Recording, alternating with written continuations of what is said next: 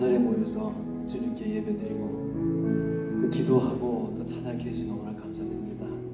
이 시간도 우리가 온전하게 예배드리고 또 예배자로서 성공하기 위해서 오로지 하나님께 집중하는 시간 갖겠습니다. 다 같이 동성으로 기도하겠습니다.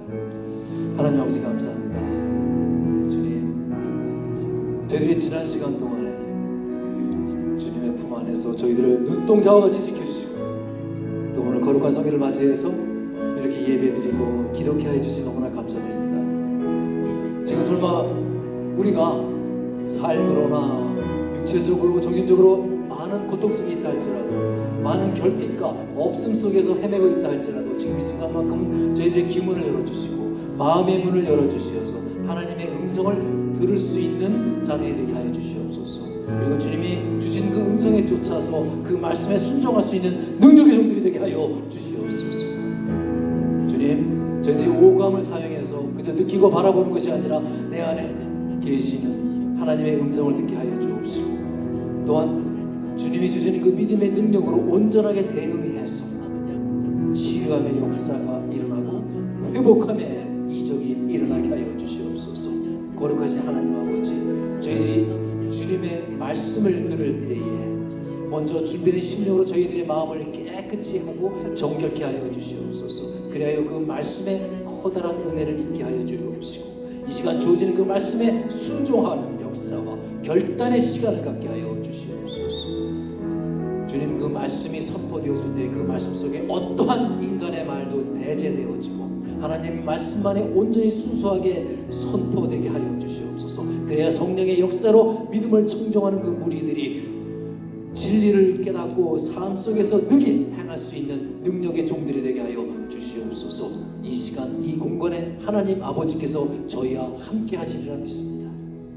예배의 시종을 주님께 맡기며 이 모든 것 우리 주 예수 그리스도의 이름으로 기도드렸사옵나이다. 아멘. 우리의 찬송가 191장 부르시겠습니다.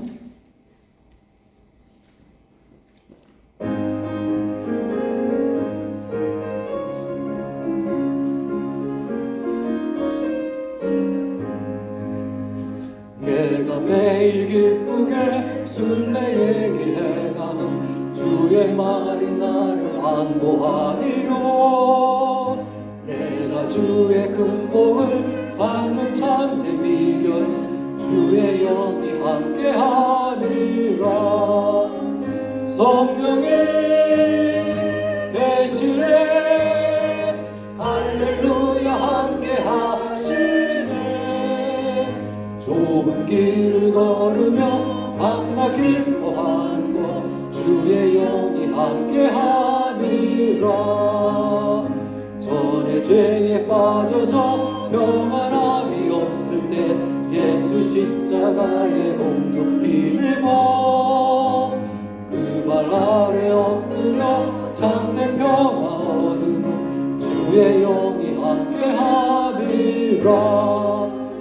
성령이 계시네 할렐루야 함께하시네.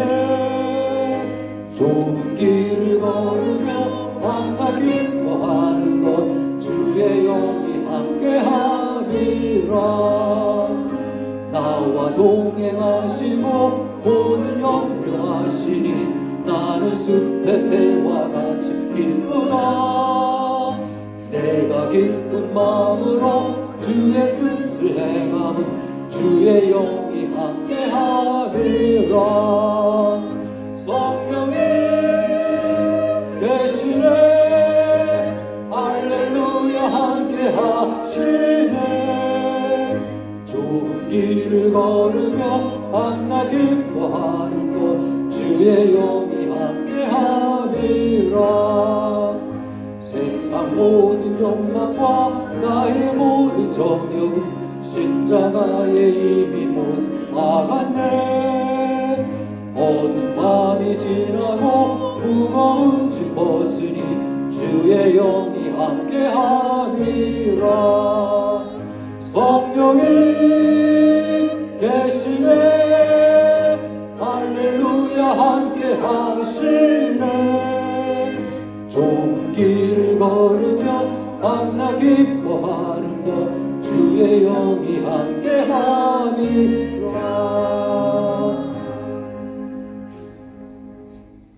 우리 송지선 집사님께서 예배를 위해서 기도해 주시겠습니다. 하나님 아버지, 오늘도 저희를 예배의 자리로 부르시고 주님 앞에 나오게 하시니 감사를 드립니다.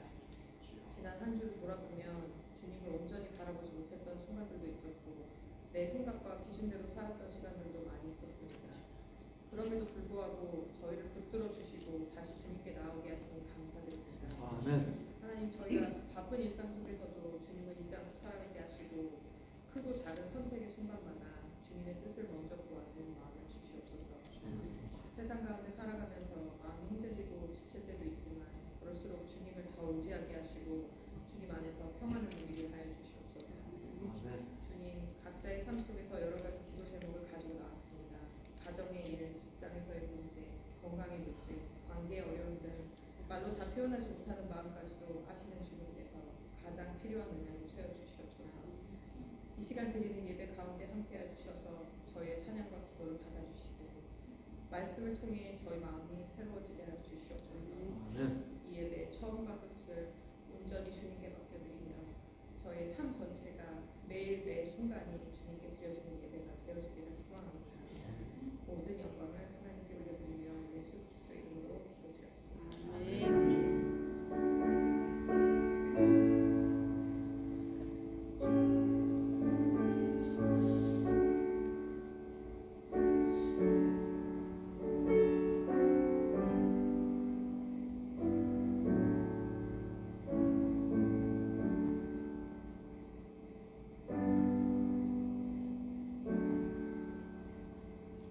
예, 기도 감사드립니다. 우리 공동체 소식 보겠습니다. 다 같이 주보 보시겠어요? 우리 인사 나누시겠습니다. 감사합니다. 사랑합니다. 감사합니다. 사랑합니다. 예, 감사합니다. 예. 저희 이제 계속되어진 예배죠. 우리 세계 주요 예배죠. 수요 예배, 토요 새벽 기도회, 그리고 이제 주일 예배 이렇게 세 개의 공식 예배가 있으니까 기억하시고 시간 나시는 대로 꼭 참여해 주시기 바랍니다. 저희들이 또한 후원하는 교회 있습니다.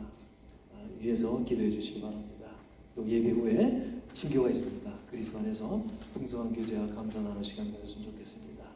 또 우리 중보기도팀 있고 또 기도해 주시고 또 오늘부터 시작되었죠. 예배 전에 일찍 오셔서 기도로 우리가 마음을 또 가다듬고 하나님 향해서 기도할 때에 그 기도가 또한 능력 있는 기도가 되리라 믿습니다. 그리고 또 우리가 예배자로서 바로 설 수 있는 또한 기회가 되리라 믿습니다. 이제 앞으로 우리 많은 분들이 참여해 주셔서 기도에 적극적으로 우리가 나서서 기도하고 또 함께 예배 드릴 때 정말 하나님이 기뻐 받을 수 있는 예배가 되고 또한 우리의 삶이 되리라 믿습니다. 우리 정규 선거대 찬양 있죠? 순서 보시고 의문사항 있으시면 우리 최연아 지사님께 문의해 주셨으면 감사하겠습니다. 생명의 삶 큐티 계속 이어가고 있습니다. 혹시 교재 필요하신 분 말씀하시면 수용해 가도록 하겠습니다. 목장 예배가 다음 주죠. 5월 17일 날 예배 후에 있을 예정이니까 또한 우리 목장 예배를 위해서 기도해 주셨으면 좋겠습니다. 남편 집사님들 또 믿지 않으시는 분들 초대해 주셔서 우리 목장 예배가 더욱 풍성한 열려진 예배가 되기를 기원합니다. 우리 박그리스 남녀 성교회 헌신 예배가 5월 24일 날 예정되어 있습니다. 그날 위해서 또한 준비해 주시고 기도해 주셨으면 감사드리겠습니다.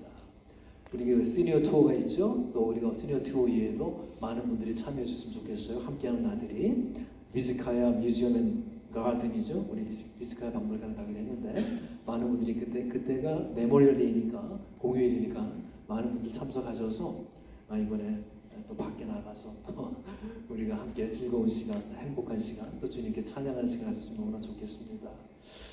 계속 말씀드렸죠. 45차 미주 남침내 회 할인교회 총회가 있습니다.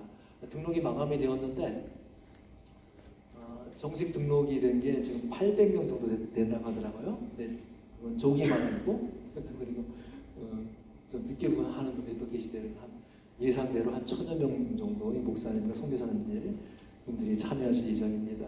우리 혹시 시간이 되시는 분들 딱 5일이라고 해서 화수목금토인가? 화수라고 써 있네요. 원래 좀 긴데 월요일부터 목요일까지 있을 예정입니다. 그런데 다 있을 필요 없어요. 그 시간에 이 시간에만 하게 할 수 있으니까 괜찮습니다. 그 시간에 오셔서 저희들이 또 호텔 방도 두 개 정도 잡아놨으니까 저하고 사모님은 잘 때가 따로 있어요. 그러니까 방들이 준비되어 있으니까 혹시 오실 분들 참여해 주셔서 너무 감사하겠습니다. 그리고 우리가 이제 예배 전에 한 30분가량 기도하는 데에 집중하기 위해서 그 시간을 또한 활성화하고 보다 효과적인 기도를 위해서요. 그 시간을 모두가 일찍 오셔서 참여를 하십시오. 그리고 그 성가대 찬양은 예배가 끝나고 그 다음 주 연습을 하는 것입니다. 그 전에는 우리 찬양팀만 올라가서 연습을 하지 2층으로 가시지 않으셔도 돼요. 와서 그냥 와서 기도해 주시고 준비해 주셨으면 좋겠어요. 예배를 위해서 기도를 해 주시는 가장 우선적인 것이고 또 각자의 기도 제목들이 있지 않습니까? 그때 이제 쏟아부으면서 기도하시는 거예요. 분명히 들으실 겁니다. 네, 너무 감사합니다. 성경 말씀 보겠습니다. 오늘 말씀은 열왕기 하죠. 열왕기 하 4장 1절부터 7절까지 말씀. Second Kings chapter 4, 1 through 7.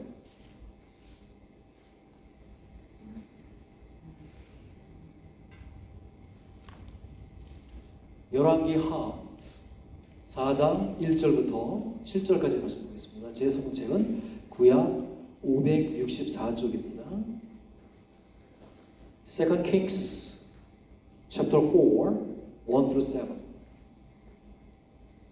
다들 찾으셨죠? 자, 그러면 먼저 선독해 주시면 제가 이어서 화답하겠습니다. 읽겠습니다. 당신의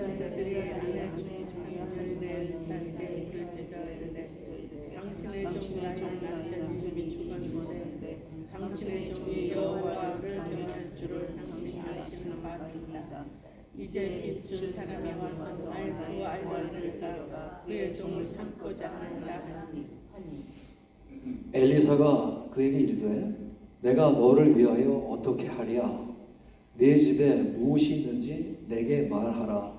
그가 이르되 계집 종의 집에 기름 한 그릇 외에는 아무것도 없나이다 하니 이르되 너는 밖에 나가서 모든 이웃에게 그릇을 빌라 빈 그릇을 빌리되 조금 빌리지 말고 너는 내 두 아들과 함께 들어가서 문을 닫고 그 모든 그릇에 기름을 부어서 차는 대로 옮겨 놓으라 하니라.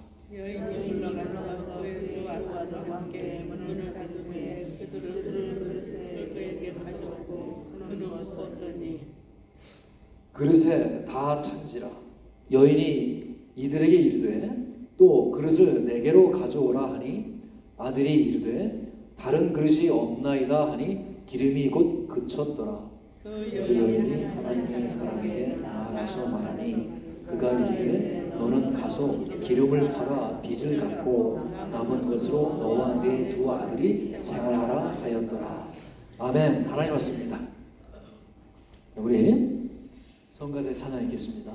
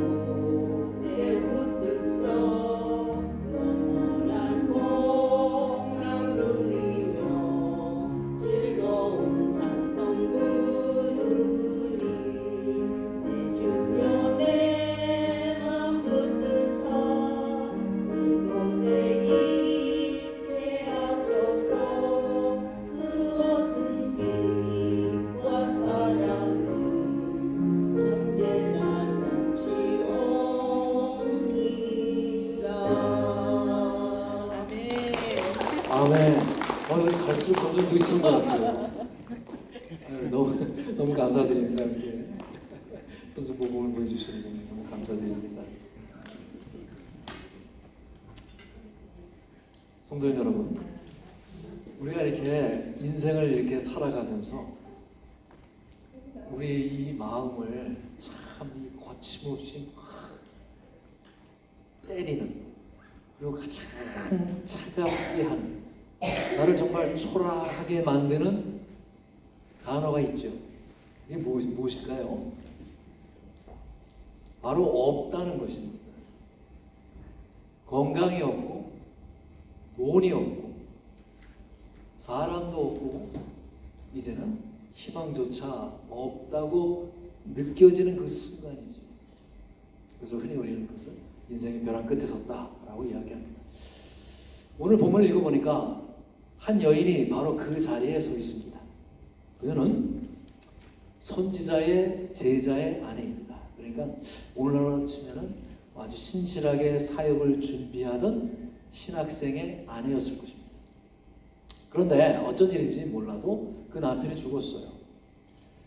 신앙의 길을 걷던 그 가정에 닥친 것은 어떤 거룩한 컴pen세이션, 홀리 컴pen세이션이 아니라, 보상이 아니라 감당할 수 없는 이 빚과 그 아들들이 노예로 끌려가겠다는 채권자의 협박입니다. 그녀의 집안을 이렇게 돌아보니까 쌀독은 다 비어있고 가구는 팔려나갔습니다. 이제 남은 거라고는 이 두 아들뿐인데 그 아들들마저 이제 노예로 빼앗길 지경입니다. 그녀가 고백을 하죠.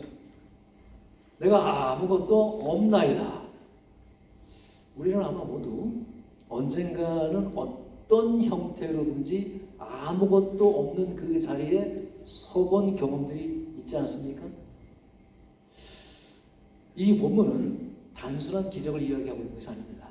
이것은 하나님께서 인간의 이 비어있음을 어떻게 사용하시는가에 관한 이야기입니다. 텅 빈 그릇이 기름으로 가득 채워지는 이 사건 속에서 이 시간 여러분이 하나님의 본성과 하나님이 일하시는 방식의 그 원리를 찾아가시기 바랍니다. 자, 우리 본문 1절 말씀 볼까요? 선지자의 제자들의 아내 중에 한 여인이 엘리사에게 부르짖어 이르되 당신의 종 나의 남편이 이미 죽었는데 당신의 종이 여호와를 경외한 줄은 당신이 아시는 바니이다. 이제 빚준 사람이 와서 나의 두 아이를 데려가 그의 종을 삼고자 하나이다 하니. 엘리사는 그 당시 하나님의 종이라는 것을 대부분의 사람들이 알았겠지요. 특별히 경건했던 그 남편이 그 남편의 스승이었으니까 엘리사가 아내인 그 여인이 모를 리가 없습니다. 그래서 누구에게 나아갔냐 하면은 지금 엘리사에게 나아가지요. 세상의 어떤 제도나 부자나 힘이 있는 자를 찾아가 본들 아무런 소용이 없다는 것을 이 여인은 이미 알고 있습니다. 이 과부가 된 이 여인은 그 당시에서는 가장 취약한 계층입니다. 덜렁 두 아들만 남겨진 그런 갸륵한 여인이지요. 누군가의 돌봄과 살핌이 없이는 그저 생존조차도 불가능한 그런 여인인데 그가 지금 엘리사에게 찾아갑니다. 생각해 보세요. 무슨 엘리사라고 해서 무슨 뭐 특별한 재주가 있습니까? 그런데도 이렇게 나아가는 이 여인의 태도는 매우 중요한 상징적인 의미를 담고 있습니다. 사람을 의지하겠다는 것이 아니지요. 지금 겉으로 봐서는 엘리사에게 나아가지만 실제적으로 누구에게 지금 호소하고 있는 것입니까? 하나님이지요. 선지자인 당신이 섬기는 바로 그 하나님, 그 하나님만이 나의 지금의 이 처지와 이 곤궁을 해결해 줄 수 있다라고 하는 생각이죠. 그래서 그는 엘리사에게 나갑니다. 그리고 뭐라고 하죠? 부르짖어요. 부르짖다, 짝. 이 의미는 통곡을 하다는 의미입니다. 여러분 성경에 이 통곡하는 여인들의 기도 응답에 관해서 그 놀라운 기적들이 이루어지는 경우들이 많이 있죠. 대표적인 경우가 한나일 것입니다. 한나는 매일 성전에 나아가서 하나님 앞에 통곡을 하였습니다. 이 통곡이란 말은 무엇이죠? 내 가진 전부를 쏟아낸다는 것이에요. 전부를 쏟는다는 것입니다. 자, 400m 자유형에서 한국 수영 최초로 금메달을 딴 박태환 선수가 있죠. 금메달을 따고 그 선수가 인터뷰를 합니다. 그래서 그가 이렇게 이야기를 해요. 수영은 갔다가 돌아와야 끝나는 경기입니다. 그런데 저는 그 돌아올 힘을 남겨두지 않습니다.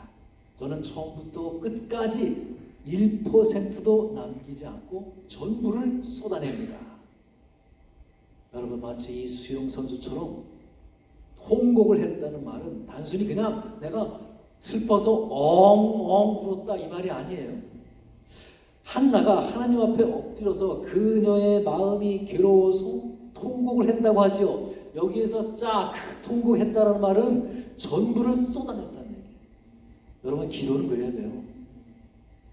내가 가진 전부를 쏟아놓는 자리입니다. 하나님, 내 안에 나를 근거로 한 1만의 1%, 단 1도 없습니다. 전부를 쏟아놓는 기도여야 합니다. 그것이 온전한 기도예요.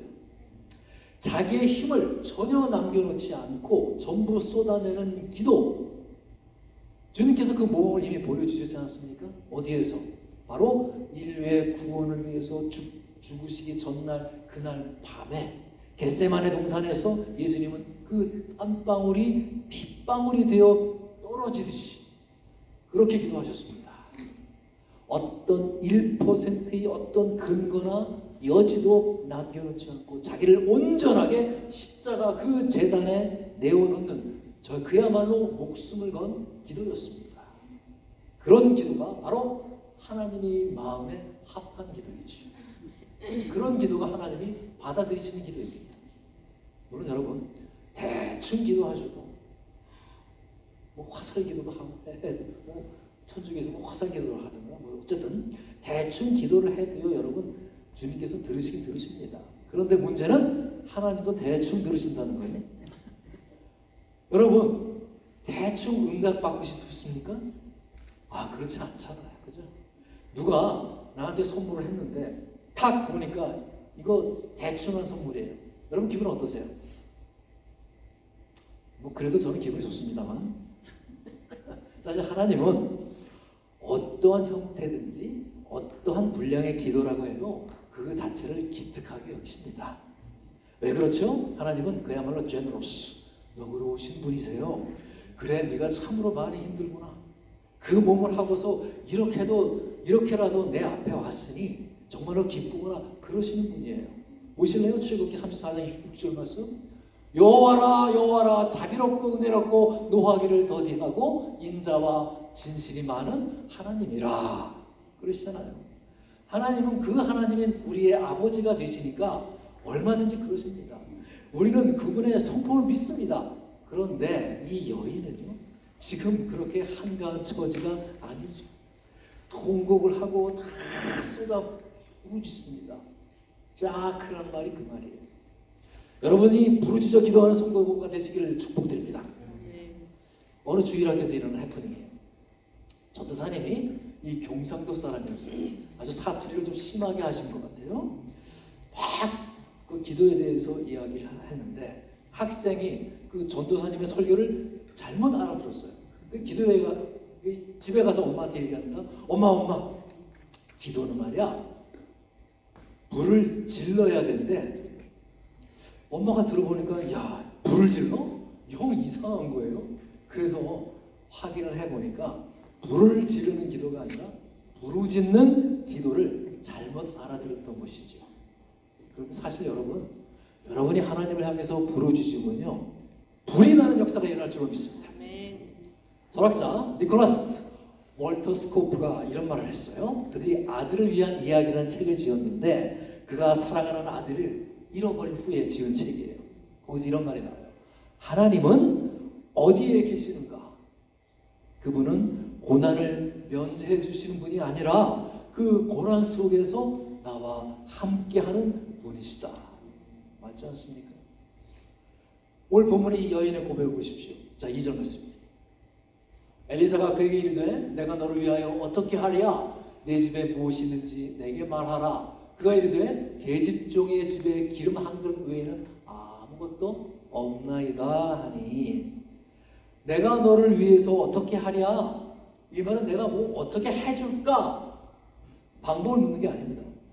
정확히 이야기하면 야, 남들 무슨 뾰족한 수가 있냐? 나도 방법이 없어. 그러면서 선지자가 이렇게 묻는 거예요. 내 집에 무엇이 있는지 내게 말하라. 이것은 단순한 질문이 아닙니다. 이 질문은 바로 하나님께서 일하시는 방식을 드러내시는 것입니다. 하나님은 물론 무에서 없는 것에서 유를 있는 것을 창조하신 분입니다. 그러나 동시에 우리가 가진 것을 통해서 일하시기를 기뻐하시는 분입니다. 모세에게는 지팡이가 있었습니다. 다윗에게는 물맷돌이 있었습니다. 오병이어의 사건에는 그 어린아이의 도시락이 있었습니다. 하나님은 우리가 가진 작은 것을 통해서 일하신다는 거예요. 그 여인이 답했죠. 기름 한 그릇 외에는 아무것도 없나이다. 이 고백은요, 사실 두 가지를 말하는 거예요. 이는 아무것도 없다라고 하는 절망의 선언입니다. 어떤 김집사가 나한테 나 돈 좀 빌려줘. 얼마? 나 당장 지금 10,000불이 필요해. 기가 막히잖아요. 그래서 야, 지금 말이야 내 주머니에 코인 딱 2개 있어. 그러면 10,000불이 없어 라고 하는 것하고 내 주머니에 코인이 딱 2개밖에 없어 라고 하는 게 어떤 게 없다는 걸 더 강조하는 표현입니까? 내 주머니에 코인 2개밖에 없어 라고 하는 말이겠지요. 이게 더 없다는 말을 강조하는 표현이잖아요. 그런데 지금 집안에 뭘 가지고 있냐고 했더니 기름 한 병밖에 없어요. 그러니까 지금 집안에 아무것도 없다는 것을 이 여인이 강조하는 것이죠. 이 상황을 해결하기에는 정말로 불가능하다는 것이죠. 지금 없다는 것을 강조하고 있습니다. 반면에 또한 사실대로 그 여인은 갖고 있는 것이라고 지금 기름 딱 하나밖에 없는 거예요. 하나님도 우리를 보십니다. 내게 무엇이 있느냐? 우리 대답이 아무리 작아도 그것이 주님의 손에 내어 드리는 그 순간 그것이 시작이라는 것입니다. 이는 신학적으로 매우 중요한 점입니다. 하나님의 은혜는요, 바로 우리의 모자를 결핍을 통해서 역사하신다는 거예요. 그래서 사도 바울이 고백하지 않습니까? 내가 약할 그때의 강함이라. 이 역사는 하나님의 나라의 원리라는 것입니다. 우리가 비어 있을 때에 비로소 하나님이 채우실 수 있는 공간이 있다는 것입니다. 하나님의 기적은 언제나 우리가 아무것도 없음을 인정하는 그 지점에서 우리가 보잘것없다고 여긴 바로 그 작은 것을 통해서 주님은 역사하십니다. 3절 4절 말씀 읽어보겠습니다. 이르되 너는 밖에 나가서 모든 이웃에게 그릇을 빌리라. 빈 그릇을 빌리되 조금 빌리지 말고 너는 내 두 아들과 함께 들어가서 문을 닫고 그 모든 그릇에 기름을 부어서 차는 대로 옮겨 놓으라 하니라. 엘리사는 여인에게 밖으로 나가 그 이웃들에게 그릇을 빌려오라라고 명합니다. 그리고 단서를 붙이죠. 뭐라고 합니까? 조금 빌리지 말고. 잘 보세요. 하나님은 지금 당장의 그 여인의 결핍을 아시니 하늘에서 기름을 비처럼 내리게 하실 수 있습니다. 하지만 하나님은 그 여인에게 무엇을 지금 요구하고 있습니까? 여인에게 순종을 요구하고 계십니다. 그리고 이웃의 그릇을 요구하고 계십니다. 왜 그렇죠? 이 이적과 역사의 크기는 하나님의 능력이 부족하다고 해서 결정되는 것이 아니라 바로 우리들의 믿음의 분량에 따라서 결정이 된다는 이야기예요. 여러분 상상해 보세요. 그 여인과 아들 둘이 돌아다니면서 빈 그릇을 구하고 있습니다. 이웃들이 묻겠지요. 아니 기름도 없는 사람이 그릇은 왜 빌려? 조롱하지 않겠습니까? 그 조롱을 견디면서 그릇을 모읍니다.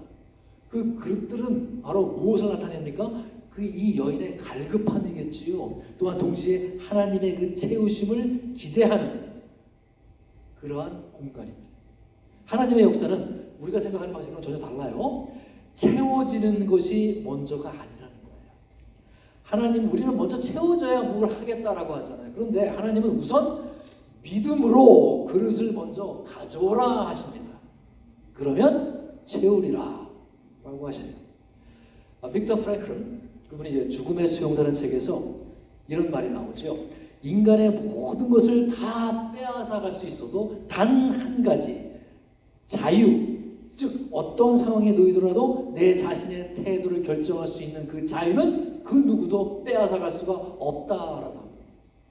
바로 이 여인의 남은 마지막 자유가 무엇입니까? 내가 아들과 함께 그릇을 빌려오라고 하는 그 명령에 순종을 할 것인가, 아니면 방 안에 앉아서 그냥 울기만 할 것인가 라는 거겠지요. 그런데 그녀는 순종을 선택합니다. 우리가 여기서 또 한번 살펴볼 것이 있어요. 선지자가 여기서 문을 닫으라 그래요. 그죠? 문을 닫아라. 자, 왜 문을 닫아야 했을까요? 창피해서 그랬을까요? 아니죠. 여러분, 이 미러클은 단순한 쇼가 아닙니다. 그 기적이라고 하는 것은, 이적이라고 하는 것은 하나님과 나 사이의 은밀하고도 친밀한 관계 안에서 일어나는 사건입니다. 문을 닫는다는 것은 여러분, 세상의 소문을 차단한다는 것이에요. 마가복음 5장에 보면은 예수님께서 그 회당장 야이로의 딸을 고치시는 사건이 나오죠. 그때에 사람들을 다 물러나게 한 다음에 비로소 그 소년을 일으켜서 고치십니다. 어떤 바깥에서 떠도는 소리로부터 전부 단절을 시킵니다. 이처럼 그 안에 기적을 경험하는 사람은 바로 특정이 되어 있다는 것입니다. 그 비밀을 알만한 사람만 알도록 지금 엘리사 선지자가 조치를 취한 것이지요. 자, 또 사도행전 20장이죠. 거기에 보면은 유두고라는 청년이 나오죠. 바울이 이제 설교를 선포하고 있는데 3층에서 그 설교 말씀을 듣다가 졸다가 떨어져 버렸어요. 죽었어요. 그때 바울이 뭐라고 합니까? 난리가 났겠죠. 떠들지 말라. 생명이 그에게 있다. 라고 선포합니다. 이처럼 주님은 바로 믿음의 환경 속에서 역사하신다는 거예요. 다시 본문에서 이 여인이 갑자기 막 집집마다 돌아다니면서 막 그릇을 빌립니다. 아들을 막 동원해서 뭐 하려고 그러는데 일단 좀 빌려줘. 근데 이 사람들 입장에서 또 돈 빌리러 오는 줄 알고 그냥 당황했는데 그릇 빌려달라니까 얼싸졌다고 막 빌려줬겠죠. 근데 자기네 집 근처에만 빌리는 것이 아니라 온 동네를 다니면서 그릇을 빌립니다. 이스라엘 백성들은 공동체성이 아주 강한 민족이에요. 그러려니 하고 지나갔을까요? 그 사람들이? 아니면 절대 그러지 않아요. 이거 무슨 일이지? 필요하니까 뭐 빌려주긴 빌려주지만 쫓아오는 사람도 있을 테고 고개를 갸우뚱거리면서 기웃거리는 사람도 있었을 것입니다. 근데 문을 다 열어놓고 엘리사가 사람 보는 앞에서 행동을 하면 이거 이야기거리, 가십거리가 되는 것이지요. 하나님은 그 순결한 역사에 잡음이 들어옵니다. 그래서 항상 하나님의 신비 속에서는 요한복음 2장에서 나오죠. 주님이 포도주를 만지신 그 이적을 행할 때에 뭐라 하죠? 물동은 하인만 알더라 그러죠. 즉 물동은 하인만 그 기적을 믿었고 그 기적에 참여한 자들이 되었다는 것이에요. 그래서 이 공간에서 이 시간에서 기도하는 자만이 하나님과의 밀접한 접촉을 통해서 하나님을 경험하시기 바랍니다. 기적을 체험하는 복된 시간이 될 수 있기를 여러분 축복드립니다. 기도할 때 여러분 다 끊어야 돼요. 다 닫아버려야 됩니다. 스마트폰 다 끄시고 나의 생각 다 꺼버리고 골방에 들어앉아서 기도해야 합니다. 여기서 골방이라 하는 것은 장소적인 개념이 아닙니다.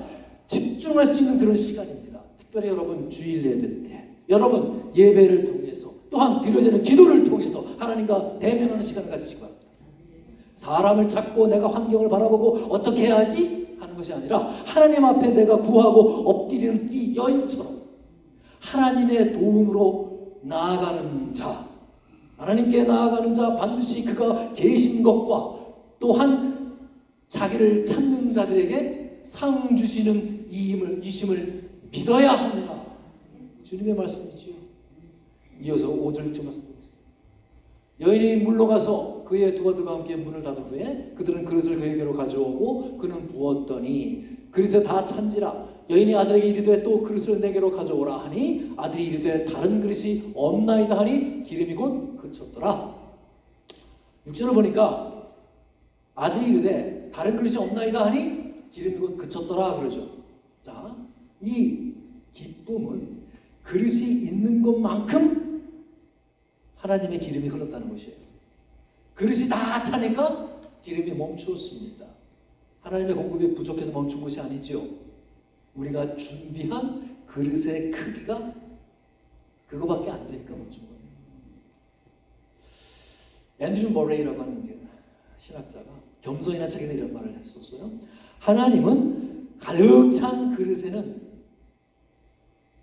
더 부을 수가 없습니다. 비어있는 그릇에만 채워집니다. 자신을 비우는 겸손이 하나님의 은혜가 흘러들어오는 통로입니다. 너무나 맞는 말이죠. 이 여인이 그 많은 그릇을 빌리면 빌릴수록 더 많은 기름이 채워졌습니다.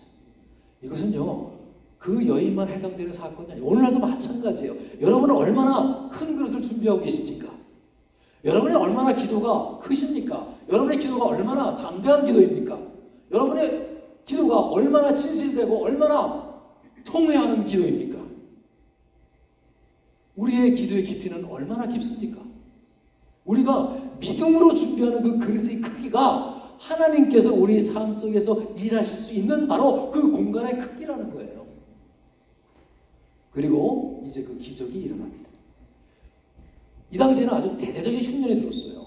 당시 이 지역에는 주된 그 농사가 뭐냐면 올리브 나무를 재배하는 그런 지역이었습니다. 그러니까 올리브에서 나무에 나오는 그 짜서 그 기름으로 생활하는 게 주 생활원이었어요. 근데 이 집안만큼만 그릇마다 올리브 기름이 넘쳐나고 있습니다. 아, 이 여인은 아마 후회했을지도 몰라요. 그릇을 좀 더 가져왔어야 할 텐데. 근데 뭐 기름의 그릇, 올리브 기름이 넘쳐나고 있습니다. 여러분, 이 올리브 기름은요, 그 용도가 어마어마합니다. 히브리인들에게 이 생활에 있어서 절대적인 필수품입니다. 근데 올리브 농사가 완전히 망했잖아요. 흉년으로 비가 오지 않고 농사가 전혀 되지 않습니다. 그러니 올리브 값이 천정부지로 올라갈 수밖에 없겠지요. 그런데 이 기름이 채워지는 이 기적은 막 하늘에서 번개가 치고 천사가 나타나는 그런 어마무시한 방법으로 이루어지지 않았어요. 그런 요란한 방식이 아니라 놀랍도록 평범하고 질서정연한 방식으로 이루어집니다. 여인은 기름을 붓고 아들들은 그릇을 나르고 기름은 채워집니다. 여러분, 이것이 성경에서 하나님의 역사하는 방식의 하나의 특징입니다. 하나님의 기적은 대부분 인간의 순종과 협력을 통해서 이루어진다는 거예요. 요단강물이 갈라진 것은요, 제사장들이 발을 딱 내디뎠기 때문에 갈라졌어요. 그렇죠? 여리고성이 어떻게 무너졌습니까? 그 이스라엘 백성들이 7일 동안 말씀에 순종해서 행진했기 때문에 성이 무너졌습니다. 하나님은 바로 우리의 순종을 당신의 기적의 도구로 삼으신다는 거예요. 이 주석학자 존 그레이라는 분이 이 오늘 본문에 대해서 이런 말씀하셨어요. 이 이야기는 단순한 기적의 이야기가 아닙니다. 이것은 바로 인간의 신뢰와 하나님의 응답이 만나는 신학적인 사건입니다. 이 여인의 순종이 없었다면 기름은 그 한 그릇에서 멈추었을 것입니다. 여기서 그리고 또 한 가지 우리가 주목할 게 있어요. 기름은 그냥 흘러넘친 것이 아닙니다. 그것은 빚을 갚기 위한 것이었고 그들의 삶을 지속하기 위한 것이었습니다. 하나님의 공급은 그저 그냥 막연한 풍요가 아니에요. 그것은 바로 우리의 구체적인 필요를 알고, 그래서 우리가 기도할 때 구체적으로 하는 겁니다. 구체적인 필요를 알고 정확하게 채워주시는 은혜를 위한 것입니다. 은혜인 것입니다. 빌립보서 말씀부터 4장 10절 말씀. 나의 하나님의 그리스도 예수 안에서 영광 가운데 그 풍성한 대로 너희 모두 뭐해? 쓸 것을 채우시니라 그러셨어요. 오늘 말씀이 우리에게 정말 가르쳐 주는 것이 무엇입니까? 여러분, 하나님은 비어있음을 전혀 탓하지 않으십니다. 우리는 비어있음을 실패로 여기죠. 창피합니다. 그러나 하나님의 눈에는 그 비어있음이 가능성이 있다는 것이에요. 빈 그릇만이 채워질 수 있다는 것입니다. 자신이 이미 가득 찼다고 생각하는 사람은 이미 하나님의 도움이 필요 없다고 생각하는 사람이겠지요. 그에게는 기름이 흘러 들어갈 수 있는 공간이 전혀 없습니다. 여러분, 그리고 믿음은 반드시 순종으로 이어져야 합니다. 믿음은 순종으로 이어지고 행동으로 나타나야 합니다. 이 여인은 이런 기름이 채워질 것을 믿었기 때문에 그릇을 빌려왔겠지요. 히브리서 11장에 말하는 그 믿음의 사람들, 그 믿음의 사람들은 모두 행동하는 자들이었어요. 믿음은 뭐라고 그랬죠? 바라는 것의 실상이요 보이지 않는 것의 증거니라. 믿음은 우리가 이 감각적으로 아직 볼 수 없는 것을 정말 있는 것처럼 현실처럼 살아내는 것을 이야기하는 것이에요. 세 번째는 하나님의 역사는 여러분 공동체 안에서 이루어진다는 것입니다. 여러분 그 여인이 그릇을 이웃들로부터 빌려왔잖아요. 또 이 여인만 다닌 게 아니라 아들들이 또한 그릇을 날랐습니다. 이 기적은 한 여인의 혼자가 아니라 그 공동체 전체가 참여를 통해서 이루어졌다는 것을 여러분 기억하십시오. 이 교회는요, 여러분이 서로가 서로의 그릇이 된다는 것입니다. 여러분 또한 그리고 마지막으로 성경은 단순히 생각하라 그렇게 말하지 않아요. Cry out, 부르짖어라 라고 이야기해요. 너는 내게 부르짖어라, 내가 너에게 응답하겠고 라고 하나님께서 약속하지 않았습니까? 여러분, 아무것도 없다는 그 자리에 서 있다면 바로 그 자리가 기도의 자리입니다. 답이 없을 때, 길이 보이지 아니할 때, 내 마음이 무너져 내릴 때, 그때 해야 할 것이 무엇입니까? 바로 하나님께 부르짖는 것입니다. 이야기가 오늘 어떻게 끝나죠? 7절 말씀 볼까요? 그 여인이 하나님의 사람에게 나아가서 말하니 그가 이르되 너는 가서 기름을 팔아 빚을 갚고 남은 것으로 너와 네 두 아들이 생활하라 하였더라. 너는 가서 기름을 팔아 빚을 갚고 남은 것으로 너와 네 두 아들이 생활하라. 이제 빚이 갚아졌습니다.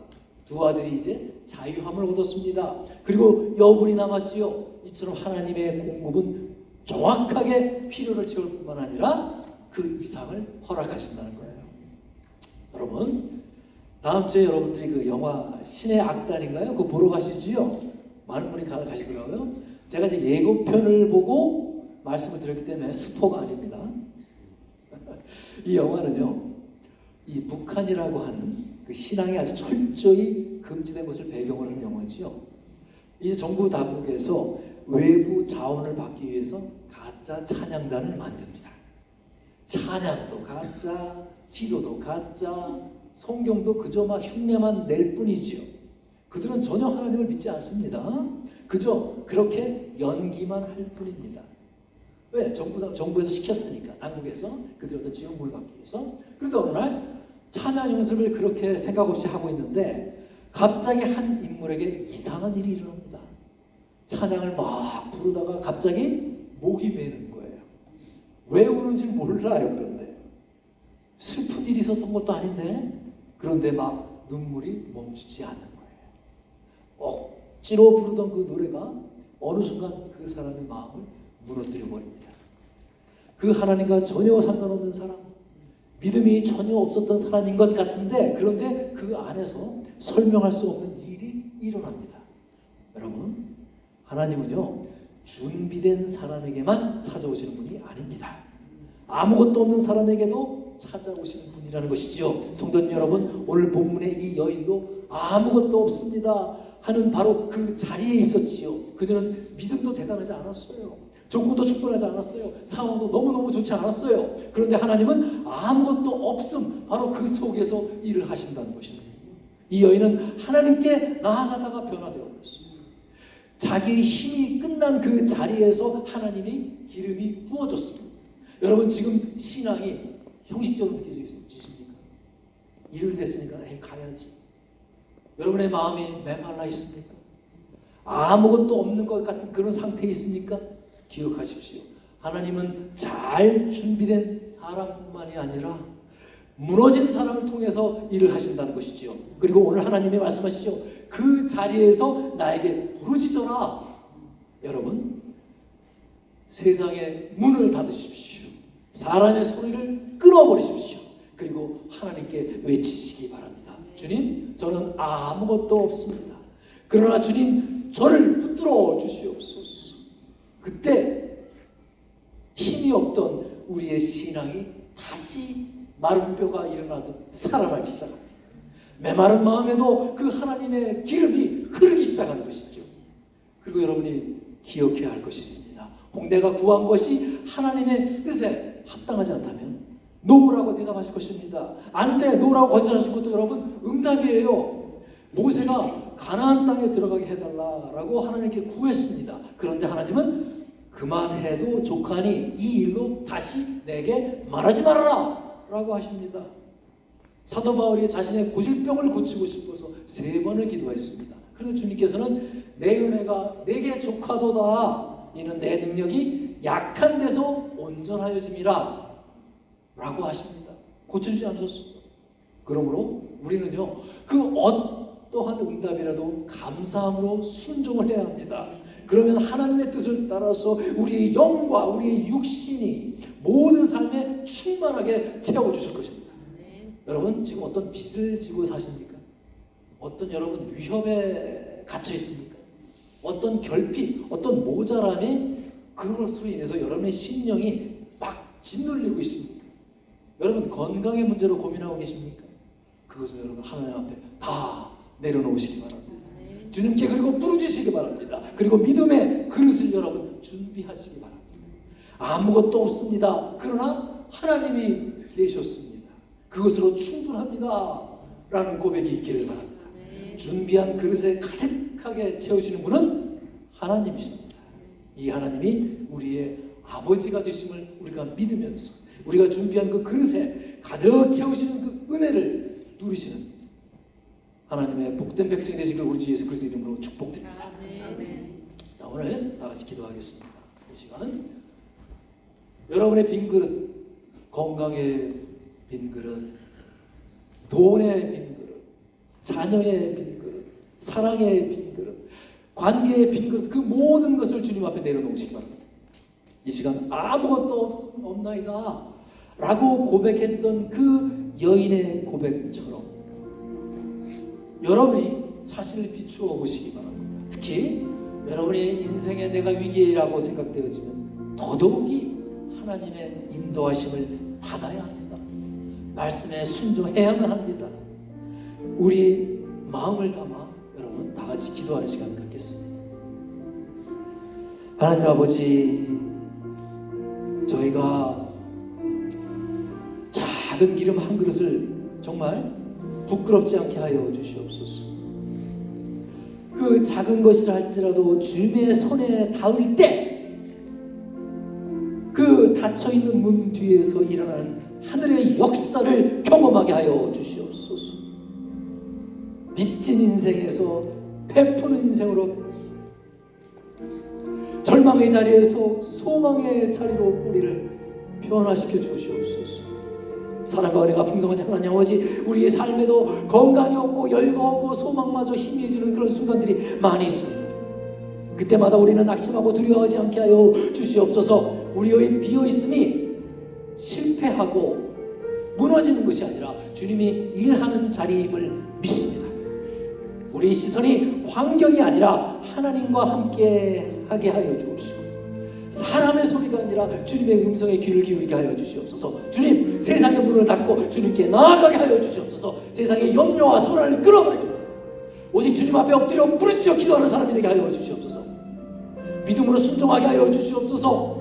보이지 않아도, 느끼지 못해도 그릇을 준비하게 하여 주시옵소서.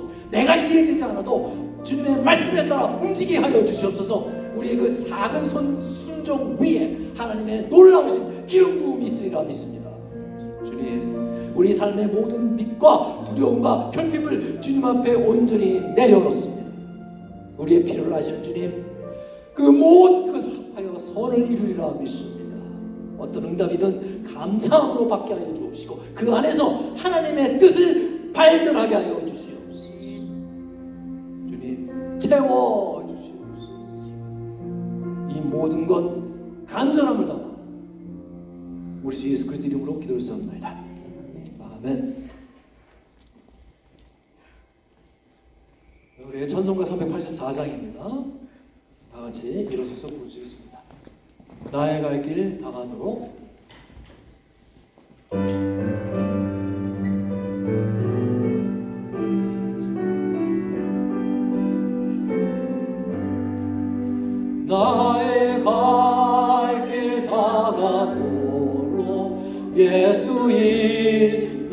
하시니 내 주 안에 있는 그를 어찌 의심하리요. 믿음으로 사는 자는 하늘 위로 받겠네. 무슨 일을 만나든지 만사형통하리라.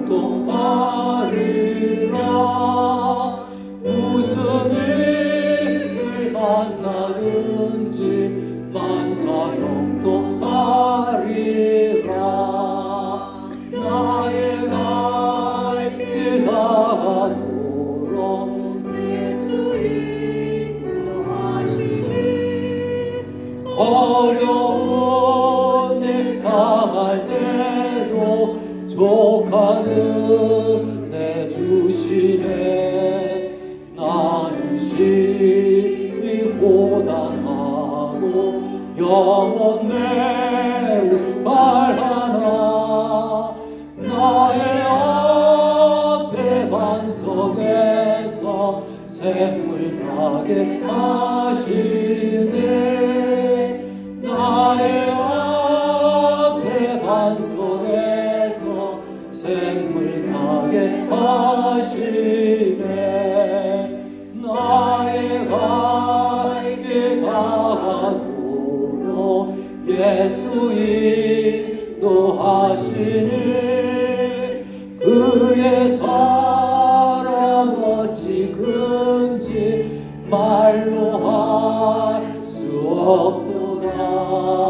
성령 감화 받은 영혼 하늘 날아갈 때에 영영부를 나의 찬송 예수 인도하셨네. 영영부를 나의 찬송 예수 인도하셨네.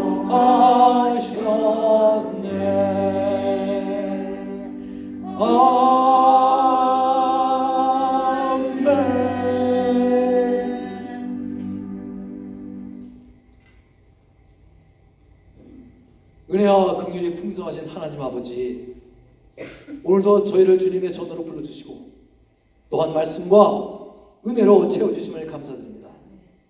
정말 주님, 우리가 가진 것이 많아서가 아니라 이 모든 것들이 주님께로부터 왔음을 믿기에 정성을 담아 예물을 바칩니다. 그 손길 위에 담긴 믿음을 하나님 받아주시옵소서. 형식이 아닌 그들의 중심을 받아주시옵소서. 우리가 드리는 이 헌신이 주님의 나라를 위해서 쓰임받기에 하옵시고 복음이 전해지고 생명이 살아가는 일에 사용되게 하여 주시옵소서. 주님 드리는 그 손길마다 하나님을 향한 사랑이, 신뢰와 믿음이 더욱 강하게 하여 주시옵소서. 하나님 아버지, 지금도 열방에서 위험을 감내하며 수고하시는 선교사님 위해서 또한 기도합니다. 어려움과 핍박 가운데서도 그 믿음을 지키게 하여 주시옵소서. 그들의 사역을 통해서 또한 한 영혼 한 영혼들이 주님께 돌아오는 은혜를 허락하여 주시옵소서. 그들의 가정마다 평안을 주시고 건강의 은혜를 하나님 아버지 더하여 주시옵소서. 이제는 우리 구주 예수 그리스도의 무한하신 은혜와 아무것도 없다 고백하는 자의 그 빈 그릇을 외면하지 아니하시고 하늘의 신령한 것으로 채워주시는 하나님 아버지의 극진하신 사랑과 절망의 문을 닫고 세상의 문을 닫고 기도의 자리로 나아가게 하시는, 우리의 삶의 모든 부족함을 넉넉하게 채워주시는 성령님의 교통하심이, 그 역사하심이 오늘 이 아침 주신 말씀을 붙들고 이 세상의 결핍 앞에서도 당당하게 믿음의 그릇을 준비하기로 결단하는 모든 주님의 자녀들 머리 위에, 백성들 위에, 가정과 일터 위에, 그리고 이 나라와 이민자들 위해 이제부터 영원까지 함께 계실지어다.